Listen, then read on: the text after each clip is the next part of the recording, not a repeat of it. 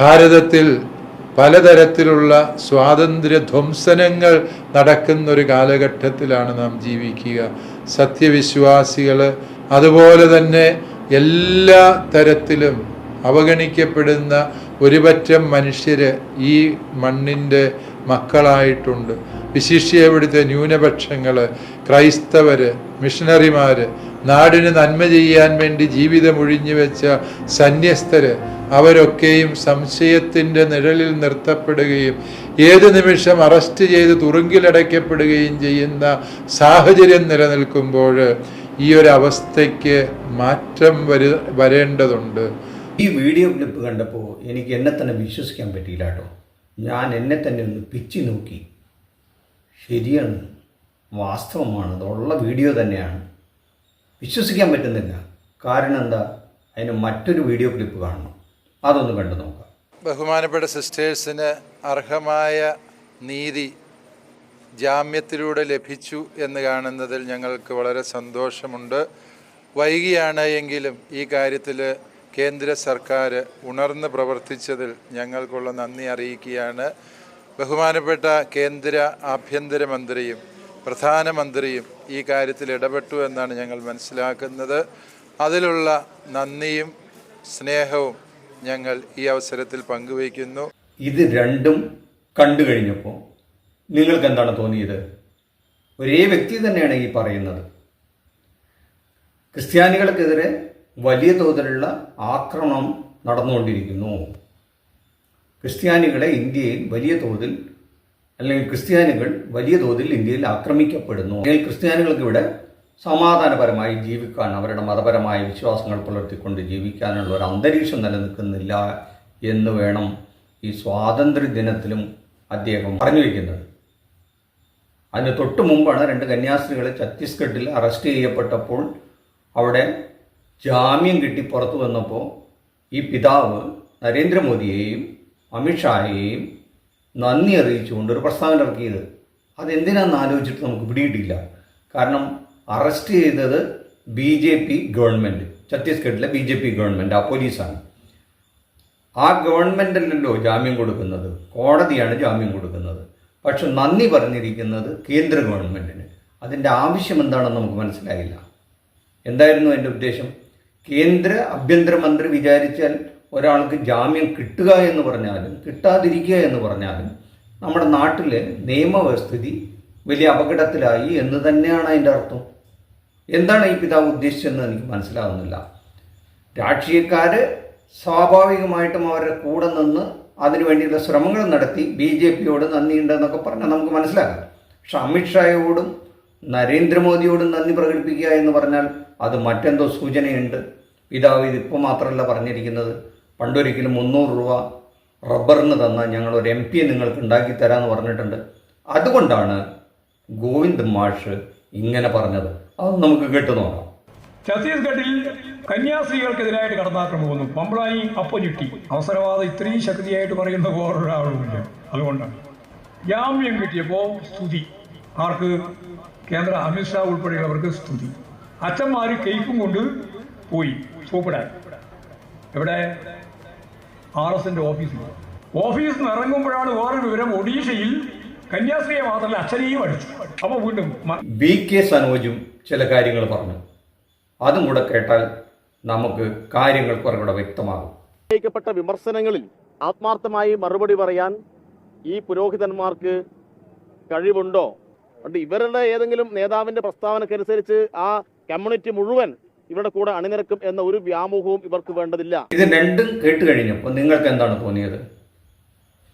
പമ്പ്ളാനി പിതാവിൻ്റെ നിലപാടിനെ വിമർശിച്ചുകൊണ്ട് CPM ഗൗരവപരമായ ഒരു സ്റ്റാൻഡ് എടുത്തിരിക്കുന്നു എന്നാണ് പറഞ്ഞത്. അതെന്ന് മനസ്സിലാകുന്നതാണ് നമുക്ക്. പമ്പ്ളാനി പിതാവ് സ്വന്തം സമുദായത്തെ ഒറ്റുകൊടുക്കുന്നു എന്ന് തന്നെയാണ് അതിൻ്റെ അർത്ഥം. അതിൻ്റെ അർത്ഥം ക്രിസ്ത്യാനികളെ CPM അടച്ചാക്ഷേപിച്ചു എന്ന് അരിയാഹാരം കഴിക്കുന്ന ആർക്കും എന്ന് മനസ്സിലാകുന്നില്ല എന്നുള്ളതാണ് സത്യം. ക്രിസ്ത്യാനികൾ അതിൽ എവിടെയും അധിക്ഷേപിച്ചില്ല എന്ന് മാത്രമല്ല, ക്രിസ്ത്യാനികൾക്ക് വേണ്ടി ത്യാഗം സഹിക്കേണ്ടുന്ന ഒരു സഭ, പ്രത്യേകിച്ചും ആക്രമിച്ചവരെ അവർക്ക് നന്ദി പറയുക എന്നുള്ള ഒരു സ്ഥിതി വന്നാൽ അത് അത്യന്തം ഗതികേടാണെന്ന് മാത്രമേ പറയാൻ പറ്റുള്ളൂ.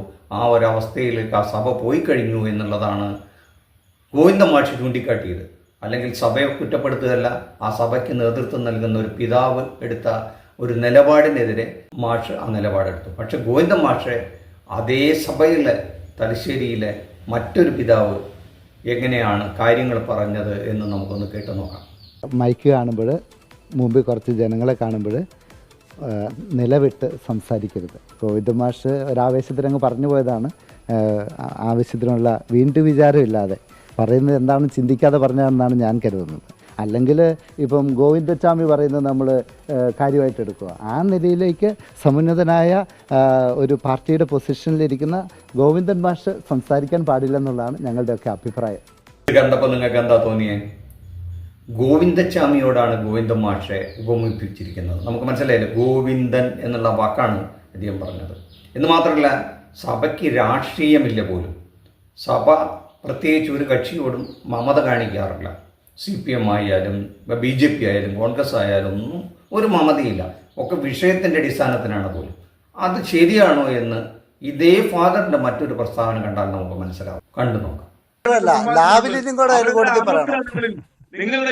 ഇടി മാത്രമല്ല, ലാവലിൻ കാര്യം കൂടെ നിങ്ങൾ പറയണം. നിങ്ങളൊന്നും പറഞ്ഞാൽ വീഴുന്നൊന്നും ഇടതുപക്ഷം. നിങ്ങൾ സ്വരം ഉയർത്തിയിട്ട് കാര്യമില്ല. നമ്മൾക്ക് നിങ്ങള് വെല്ലുവിളിയല്ല, നിങ്ങൾക്ക് എന്ത് വെല്ലുവിളി നടത്താം, നിങ്ങൾക്ക് എന്ത് വെല്ലുവിളി നടത്താം. അതൊന്നും നടക്കുന്ന കാര്യമല്ല സുഹൃത്തെ. നിങ്ങളുടെ ലാവലിൻ പ്രശ്നമുള്ളതുകൊണ്ട് നിങ്ങൾ ചില സമയത്ത് മിണ്ടാതിരിക്കുമല്ലോ.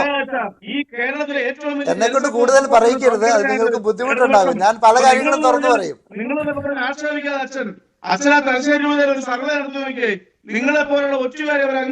ഇടതുപക്ഷത്തിനും ഭയപ്പെടാനുള്ള ചരിത്രമുണ്ടെന്ന് ഇവിടെ നാട്ടുകാർക്കറിയാം.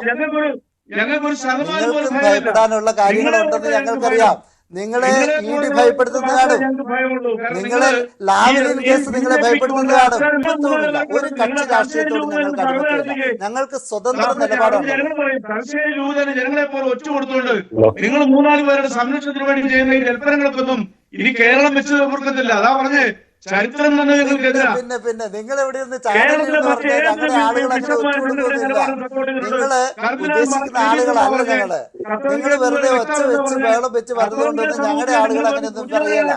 ജിലൂക്കോസിന്റെ ഈ വലിയ അറിവിനെ കുറിച്ച് എനിക്ക് വലിയ അത്ഭുതവും ആദരവും തോന്നുകയാണ്. അദ്ദേഹത്തിന്റെ ആളുകൾ ഇവിടെ ഇല്ലായിരുന്നെങ്കിൽ ഞങ്ങൾക്ക് ഇവിടെ ഉടുപ്പിട്ട് നടക്കാൻ പറ്റാത്ത സ്ഥിതി വരുമായിരുന്നുവെന്ന്. അപ്പോൾ നമ്മുടെയൊക്കെ കൈ തന്നെ വല്ല മാങ്ങ വർഷം 2000 വർഷത്തെ ചരിത്രമുള്ള സഭയാണ്. എത്രയോ വലിയ മതമർദ്ദകരെ കണ്ടിട്ടാണ് ഞങ്ങളിവിടെ വന്നേക്കുന്നത്. എത്രയോ രാജ്യങ്ങളിൽ മാർക്സിസ്റ്റ് ഭരണകൂടങ്ങൾ ഞങ്ങളെ ഇല്ലായ്മ ചെയ്യാൻ ശ്രമിച്ചിട്ടുണ്ട്. അതിനെയൊക്കെ അതിജീവിച്ച് ഈ സഭയ്ക്ക് ഇതൊക്കെ വെറും നിസ്സാരമായ കാര്യം. ഇപ്പോൾ എന്താണ് തോന്നുന്നത്? ഈ പിതാവിന് വ്യക്തമായ രാഷ്ട്രീയമുണ്ട്, അല്ലെങ്കിൽ ഈ പാർട്ടിയോട് തീർച്ചയായും വൈരാഗ്യമുണ്ട് എന്നുള്ള കാര്യം ഉറപ്പാണല്ലോ. അപ്പോൾ അദ്ദേഹത്തിൻ്റെ ഉദ്ദേശം നമുക്ക് വളരെ കൃത്യമാണ്. അപ്പോൾ ആ പാർട്ടിയെ തോൽപ്പിക്കാനായിട്ട് എന്തെല്ലാം ചെയ്യാൻ പറ്റുമോ അതെല്ലാം ഞങ്ങൾ ചെയ്യും എന്ന് തന്നെയാണ് പിതാവ് പറഞ്ഞു വയ്ക്കുന്നത് എന്ന് നമുക്കൊക്കെ സാധാരണക്കാർക്ക് അങ്ങനെയാണ് മനസ്സിലാവുന്നത്. ഈ സഭ വിചാരിച്ചാൽ സഭയിലെ ജനങ്ങളെ മുഴുവൻ, അതിലെ അംഗങ്ങളെ മുഴുവൻ ഇന്ന പാർട്ടിക്ക് വേണ്ടി വോട്ട് ചെയ്യിപ്പിക്കാമെന്ന് വിചാരിക്കുന്നുണ്ടാവും. അങ്ങനെ ഒരു കാലം ഉണ്ടായിരുന്നു കേട്ടോ. ക്രിസ്ത്യാനികൾ ബഹുഭൂരിപക്ഷവും കോൺഗ്രസിൻ്റെ പുറകിൽ അടിയുറച്ച് വിശ്വസിച്ചിരുന്നൊരു കാലമുണ്ടായിരുന്നു. മഹാഭൂരിപക്ഷവും, അപൂർവം ചിലർ മാത്രമാണ് CPM-ൻ്റെ ഒക്കെ കൂടെ ഒളിഞ്ഞും തെളിഞ്ഞുമൊക്കെ നിന്നിട്ടുള്ളത്. അതിന് പല കാരണങ്ങളുണ്ടായി. ഈ BJP എന്ന കക്ഷി സ്വാഭാവികമായിട്ടും ഇവിടെ അവർക്ക് വ്യക്തമായ ചില കാഴ്ചപ്പാടുകളുണ്ട്.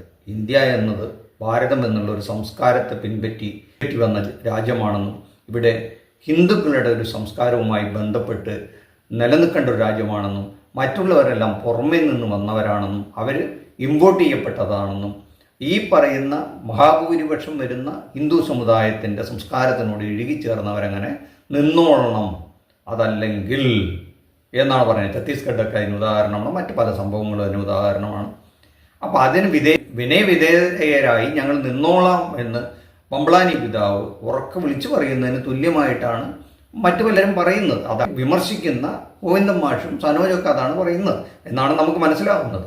അത് ശരിയാണോ എന്നുള്ളത് ആ സഭയിലെ അംഗങ്ങളാണ് വിലയിരുത്തേണ്ടത്. BJP-ക്കാരുടെ നിലപാട് അവരുടെ നിലപാടാണ്, അവരുടെ രാഷ്ട്രീയ നിലപാടാണ്. അവർക്കത് പറയാനുള്ള അവരുടെ രാഷ്ട്രീയ ഇച്ഛാശക്തിയുണ്ട്. അതവർ വിചാരിച്ചതൊക്കെ നടത്തിയിട്ടുണ്ട്. കഴിഞ്ഞ കുറേ വർഷങ്ങളായിട്ട് നമുക്കറിയാം. ഇപ്പോൾ നമുക്കറിയാലോ, മറ്റേ പള്ളിയും അമ്പലമൊക്കെ പണിതതിൻ്റെത് അതവർ വിചാരിച്ചു, അതവരത് സാധിച്ചു. അങ്ങനെ ഓരോന്നും അവർ പടിപടിയായി അധികാരം കയ്യിൽ കിട്ടിയപ്പോൾ ഒന്നൊന്നായി നടപ്പിലാക്കി കൊണ്ടുവരുന്നു. അങ്ങനെ പലതും അവർ ഉദ്ദേശിച്ചത്. ആഭ്യന്തര ശത്രുക്കളുടെ കഥയുണ്ട്, അതിലൊരു ക്രിസ്ത്യാനികളും ഒന്നാണ്. അവരെ സംബന്ധിച്ചിടത്തോളം ഇവിടെ മതേതരത്വം സോഷ്യലിസവും ഒക്കെ ഭരണഘടനയിൽ നിന്ന് നീക്കം ചെയ്യപ്പെടണമെന്നാണ് BJPയുടെ നിലപാട്. അതാണ്, അതിനുവേണ്ടിയാണ് അവർ പ്രവർത്തിക്കുക. അത് അവരുടെ നിലപാടാണ്. ആ നിലപാടിനോട് ഒത്തുപോകാൻ പമ്പ്ളാനി പിതാവ് തയ്യാറുണ്ടോ എന്ന് അവരാണ് പറയേണ്ടത്. അത് ഗോവിന്ദ മാഷ് വിമർശിക്കും, അത് സഭയായാലും ആ നിലപാടെടുക്കുന്ന ആരെയും വിമർശിക്കുന്നത് അവരുടെ CPMൻ്റെ രാഷ്ട്രീയ നിലപാടായിരിക്കും.